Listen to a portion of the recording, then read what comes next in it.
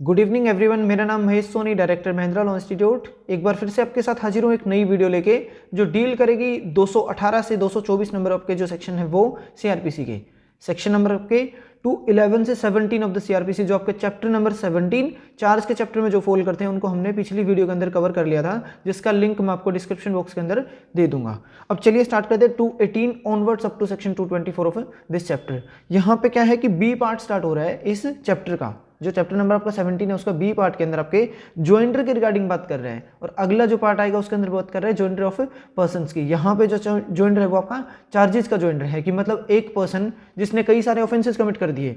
उन सबका जो चार्ज है ना वो एक ही साथ चला रहे हो, उनको आपने चार्ज एक साथ इंपोज कर देना उनके ऊपर, और उसका जो ट्रायल है वो भी एक साथ चला रहे हो। लेकिन जो 218 सेक्शन है वो आपका एक जनरल रूल के रिगार्डिंग बात कर रहा है। एक जनरल रूल यहाँ पे आपको प्रोवाइड करवाने की कोशिश कर रहे हैं। बोलता है कि जब भी कोई पर्सन, एक पर्सन आपका जब भी एक से ज़्यादा कई ऑफेंसेस करेगा तो उन सब ऑफेंसेस के रिगार्डिंग उसके ऊपर अलग अलग चार्ज लगेंगे, और उस हर चार्ज के लिए अलग अलग यहाँ पे क्या करेंगे, उसका ट्रायल चलाया जाएगा। लेकिन उसका एक प्रोवाइजो ऐड कर रखा है। प्रोवाइजो के अंदर ये बात बोल रहा है कि जब भी वो आपका एक्यूज पर्सन जिसके ऊपर कई ऑफेंसेस के चार्ज लगने हैं, वो पर्सन आपका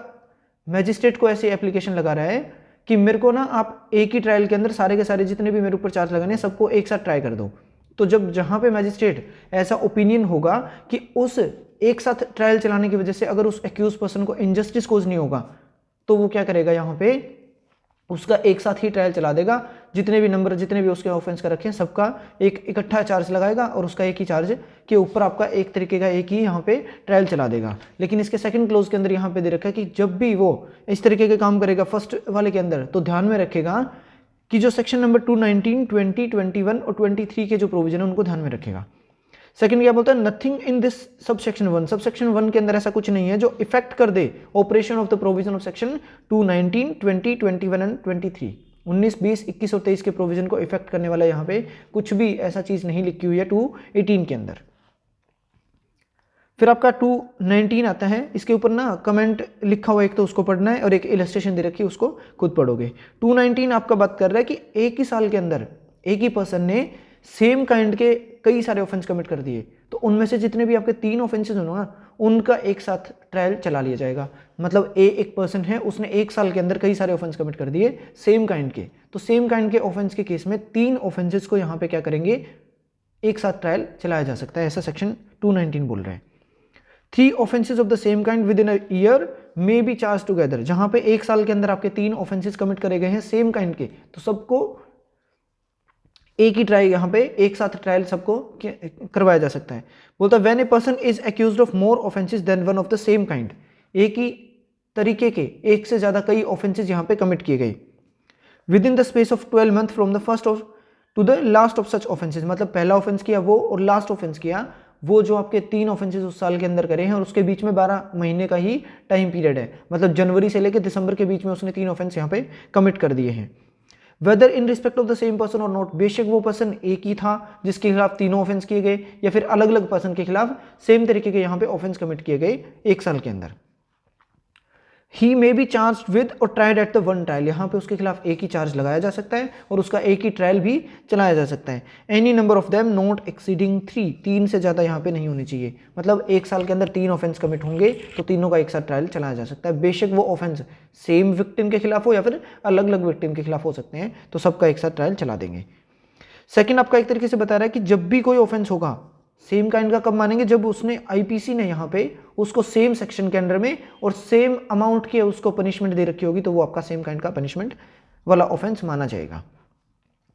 फिर आपका प्रोवाइजो दे रखा 379 और 80 के अंदर। For the purpose of this section proviso यहाँ पे ऐड कर दिया कि 379 और 380 के अंदर जो भी ऑफेंसेस उसने कमिट करेगा थेफ्ट से रिलेटेड, तो उन सबको भी यहाँ पे मान लेना कि उसने सेम काइंड का ऑफेंस कमिट कर रखा है। Shall be deemed to an offence of the same kind as an attempt to, अब यहाँ पे क्या बोल रहा है कि साथ में उसका अगर उस ऑफेंस का अटेम्प्ट भी कर लिया और वो अटेम्प्ट इटसेल्फ एन ऑफेंस है, तो भी उस केस में क्या करेंगे कि उसको भी मान लेना कि उसने सेम काइंड के ऑफेंस उसने कमिट कर दिए हैं। तो ये आपका 219 था। 220 बोलते trial for more than one offences, एक से ज्यादा जितने भी ऑफेंसेस कमिट होंगे उन सबका एक साथ ट्रायल चलाया जाना। फर्स्ट आपका बोलता है कि if one series of the act, जहां पे मतलब एक्ट ऑफ सीरीज हो रही है, कई सारे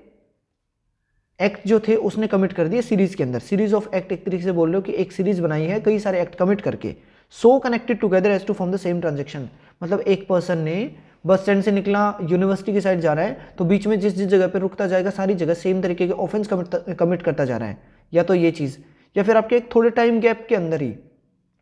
ट्रांजेक्शन वही है कि उसको घर जाना है, घर जाते टाइम बीच के अंदर उसने थोड़े थोड़े टाइम गैप के अंदर एक एक ऑफेंस कमिट करता जा रहा है सेम तरीके का।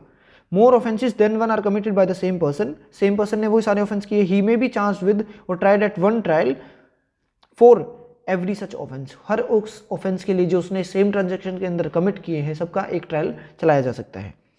सेकंड यहाँ बोलता है कि when a person is charged with one और more of the offences of criminal breach of trust, dishonest misappropriation of the property as provided in subsection 2 of the 212, 212 के जो आपका सेक्शन है उसके अंदर सेकंड क्लॉज के अंदर जिस तरीके से बता रखे हैं उस तरीके का, और सबसेक्शन 1 ऑफ द 219 जैसे एक साल के अंदर आपके 1 से 3 ऑफेंसेस वाली चीज। एज एक्टेड इन कमिटी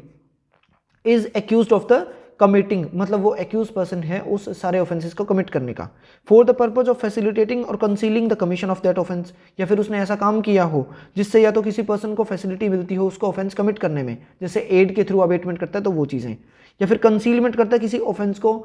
कि वो ऑफेंस उसने कमिट किया ही नहीं है, या फिर मतलब डिसअपियरेंस ऑफ द एविडेंसेस की करता हो, कोज डिसअपियरेंस ऑफ द एविडेंसेस छुपाने की ट्राई करता हो उस केसेस में। और दोज ऑफेंसेस वन और more of the offences of the फाल्सिफिकेशन of the account, ये आपका 477A ऑफ द आईपीसी के अंदर ऑफेंस आपका फॉल करता है। ही मे बी चार्ज विद और tried at the one trial for every such offence, उसके लिए यहाँ पे एक ट्रायल चलाया जा सकता है। फिर आप आता है थर्ड वाले को पढ़ना, रीड विद इलस्ट्रेशन आई के साथ, अगले पेज पे यहाँ पे दे रखी है, लिखा हुआ है illustration to the section subsection 3 के साथ आपके जो पढ़ने वो। If the act alleged constituted an offence falling within 2 or more of the separate definitions of any law, मतलब जिस भी ऑफेंस ने कमिट किया गया, जिस भी पर्सन ने वो आपका ऑफेंस कमिट किया, वो आपके अलग अलग जितने भी ऑफेंसेस थे वो फॉल करते हैं अलग अलग डेफिनेशन के अंदर, अलग अलग आपके ऑफेंस हैं। In force at the time being by which the offences are defined or punished, the person accused of them may be charged with or tried at one trial and each of the such offences। अगर IPC के अंदर ही उसके ऊपर charge लगे हैं, dacoity के भी, robbery के भी, एक तरीके से पहले उसने रोबरी कमिट कर दी है, अगले दिन क्या कर रहा है 5 और दोस्तों को लेके गया, वहां पे जाके उसने डेकोइटी कमिट कर दी, तो एक ही लॉ के अंदर आपके अलग अलग डेफिनेशन के अंदर यहाँ पे सेपरेट डेफिनेशन में एक ही लॉ में फॉल कर रही है, तो यहाँ पे उसको भी आपके आईपीसी के तहत सारी धाराएं लगाएंगे और उसका एक ही ट्रायल यहाँ पे चला दिया जाएगा। नेक्स्ट में बोलता है कि जहाँ पे आपके एक से ज़्यादा डेफिनेशन के अंदर फॉल करता है, लेकिन जब उसको कंबाइन किया गया तो एक नया ऑफेंस यहाँ पे निकल के आया। बोलता है where the if the several acts, मतलब उसने कई सारे एक्ट किए थे, एक तो मर्डर कमिट कर दिया, एक उसने डेकोइटी करवा दी। वन और more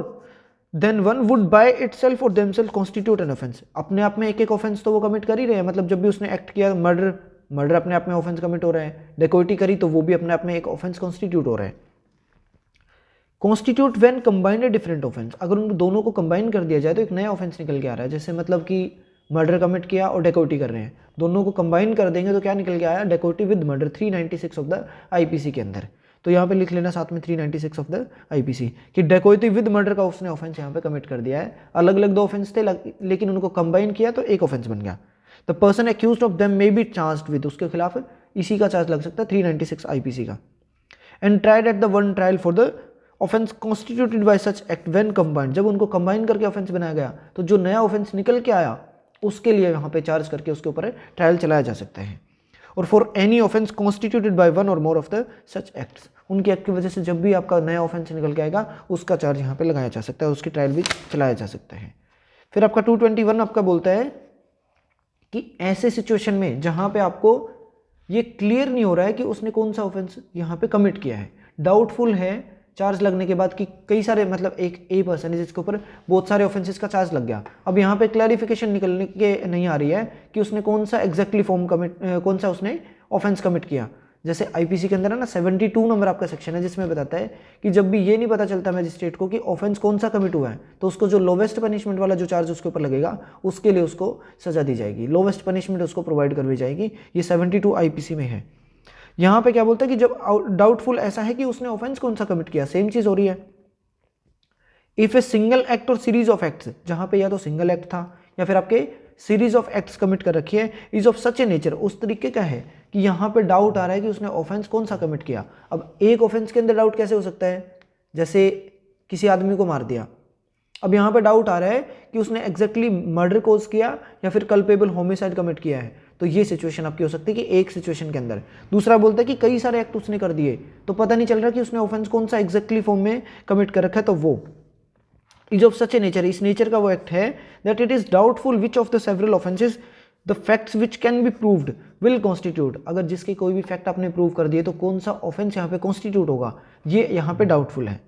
the accused may be charged with having committed all और एनी ऑफ सच ऑफेंसेस, उसके ऊपर आपके चार्ज लग सकते हैं कि उसने या तो इनमें से किसी एक ऑफेंस को कमिट किया या फिर सारे के सारे उसी ने कमिट कर रखे हैं, ऐसा उसके ऊपर चार्ज लगाया जा सकता है। And any number of such charges may be tried at once, उसको एक साथ ही यहाँ पे ट्रायल चलाया जा सकता है। And he may be charge in alternative with the having committed same some one of the said offences, उनके अंदर आपके ऑल्टरनेटिवली क्या कर सकते हैं कि उसके ऊपर चार्ज लगाया जा सकता है।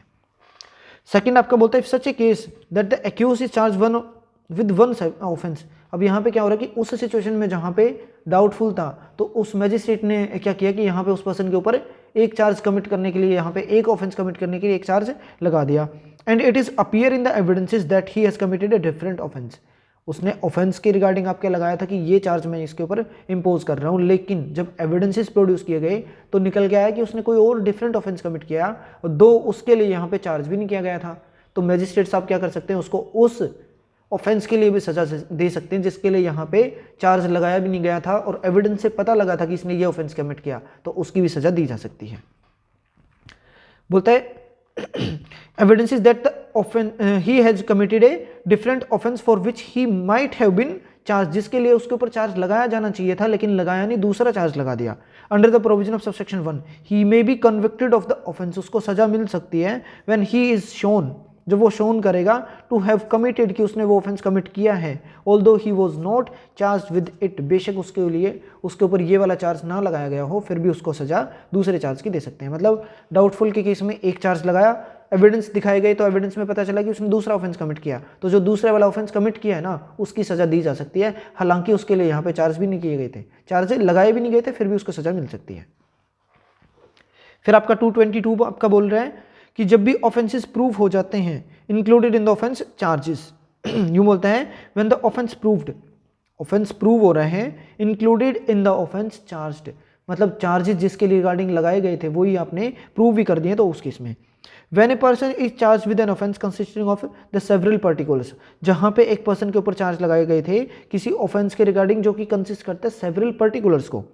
एक कॉम्बिनेशन ऑफ सम, उन कुछ पर्टिकुलर्स को अगर कंबाइन कर दिया जाए तो क्या करता है, only of which constitute A complete minor offence, अगर उनमें से मान के चलो कि 6 यहाँ पे पर्टिकुलर्स थे, 6 में से 3 या 4 को जहाँ पे कंबाइन किया गया तो एक माइनर ही ऑफेंस निकल के आया कि उसने सिर्फ माइनर ऑफेंस ही कमिट कर रखा है। And such combination is proved, वो कॉम्बिनेशन भी आपका प्रूव हो चुका, but the remaining particular are not proved, but आपके जो बच गए जितने भी पर्टिकुलर्स उनको वो प्रूव ही नहीं कर पा रहा,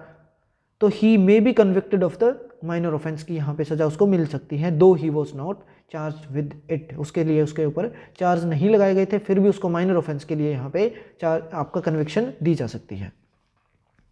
सेकंड और थर्ड ज़्यादा इंपॉर्टेंट नहीं है, आप खुद पढ़ लेना। फोर्थ वाला देख लेते हैं। Nothing in this section shall be deemed to authorise a conviction, इस सेक्शन के अंदर ऐसा कुछ भी नहीं है जो कि कन्विक्शन को एथोराइज कर दे, मैजिस्ट्रेट को आप एथोराइज कर दो वो कन्विक्शन देने के लिए of any minor offence where the condition requisite for the initiation of the proceeding, जहां पर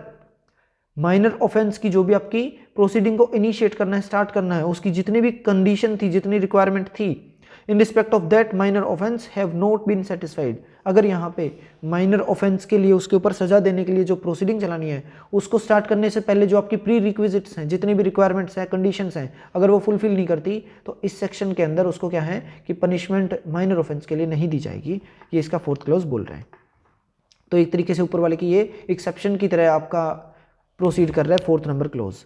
फिर आपका आता है 223 आपका जनरल बता रहा है कि कौन कौन से पर्सन्स होंगे जिनके ऊपर आपके चार्ज एक साथ लगाए जा सकते हैं, किन किन पर्सन को एक साथ चार्ज किया जा सकता है, किन किन पर्सन का एक साथ ट्रायल चलाया जा सकता है, वो आपका सेक्शन 223 है।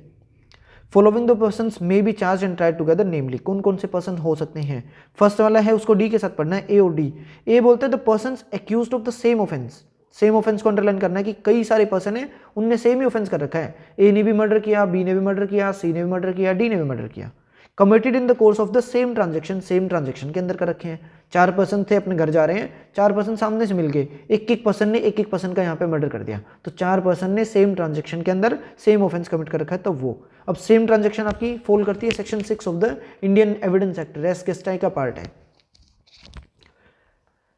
फिर आपका आता है बी, यहाँ पे बोलते हैं the persons accused of an offence or persons accused of the abetment of or attempt to commit such offence, जहाँ पे आपके कई सारे पर्सन्स हैं जिनने या तो ऑफेंस से कमिट किया वो चीज़, या फिर वो पर्सन आपके एक्यूज्ड हैं उसके अबेटमेंट करने के रिगार्डिंग, जैसे 108 के अंदर वो एज एन अबेटर लाइबल हैं, और तीसरा बोलता है कि अटेम्प्ट के अंदर यहाँ पे वो फॉल करते हैं, तो सबको ही एक साथ यहाँ पे कमिट किया जा सकता है, उनको एक साथ चार्ज लगाएंगे और उसका एक साथ ही आपका ट्रायल चलाया जा सकता है।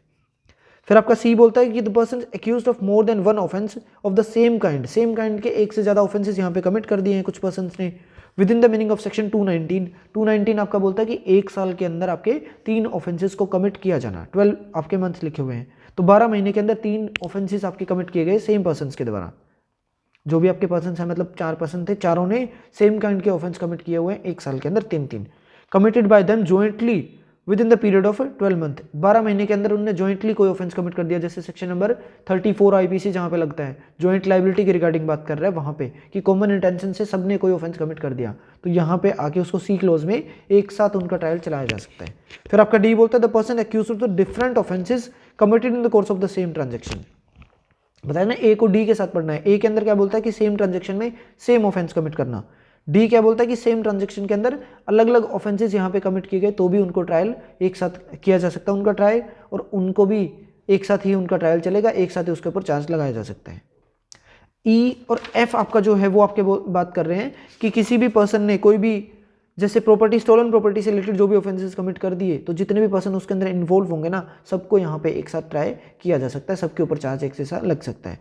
अब स्टोलन प्रॉपर्टी कैसी, या तो मतलब 410 में फॉल करती हो कि कोई भी प्रॉपर्टी आपकी चोरी से, डेकोइटी से, चीटिंग से, एक्सटोर्शन से, थेफ्ट से, या फिर आपकी मिस एप्रोप्रिएशन से जो प्रॉपर्टी आएगी उससे रिलेटेड। और जो आपका अगले सेक्शन में अगले एफ पार्ट में बोल रहा है 411 और 14, मतलब जहाँ पे रिसीविंग स्टोलन प्रॉपर्टी कर रखी हो विद इंटेंशन, तो उस चीज़ के ऊपर भी सारे चार्जेस उन सब पर्सन पे एक साथ लगाओगे, उनका ट्रायल भी एक साथ किया जा सकता है।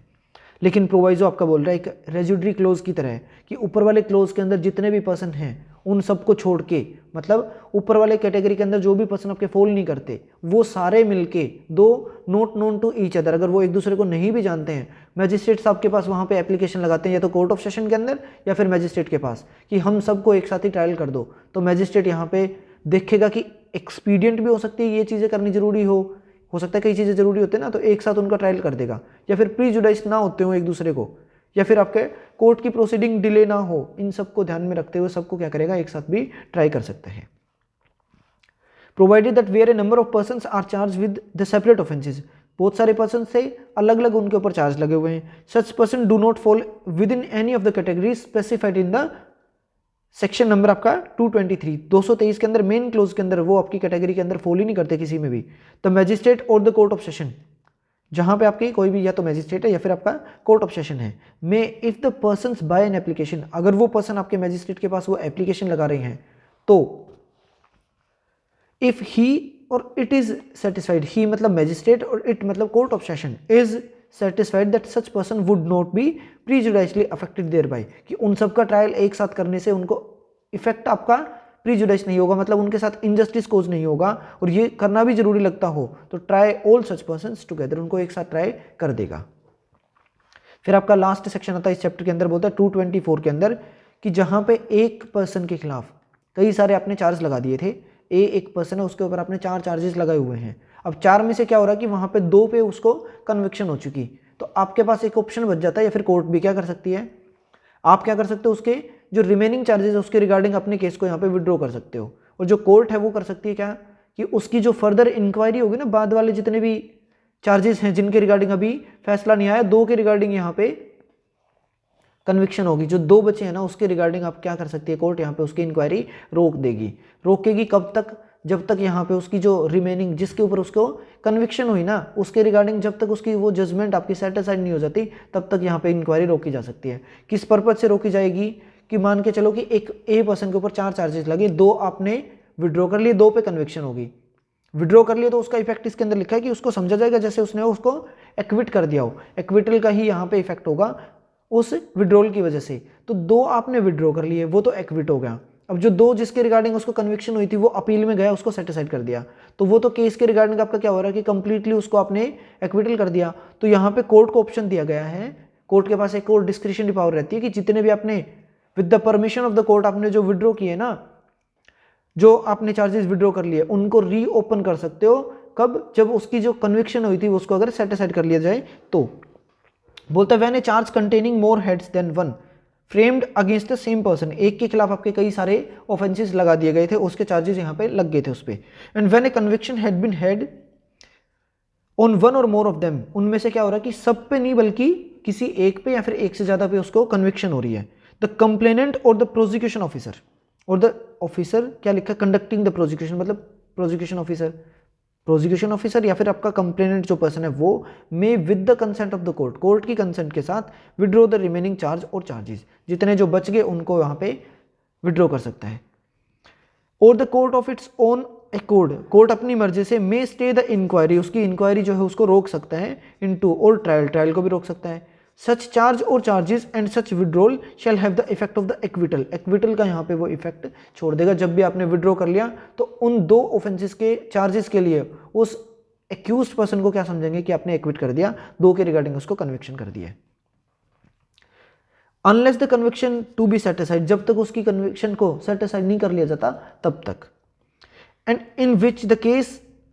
विच केस द सेड कोर्ट कौन सा, जिसने वो विड्रॉ किए थे वो चीज, subject to the order of the court setting aside the conviction को जिस कोर्ट ने सेट असाइड किया उसकी बात को ध्यान में रखते हुए, उसके ऑर्डर को ध्यान में रखते हुए, द कोर्ट में प्रोसीड, मतलब जिसने विड्रॉ किया था वो कोर्ट क्या करेगी, में proceed with the inquiry into और ट्रायल ऑफ द चार्ज और चार्जेस सो विड्रॉन, जिसके ऊपर उसने चार्ज को विड्रॉन किया था उसके साथ दोबारा से उसके ऊपर आपकी इंक्वायरी और ट्रायल चला सकती है सेक्शन 224 के अंदर।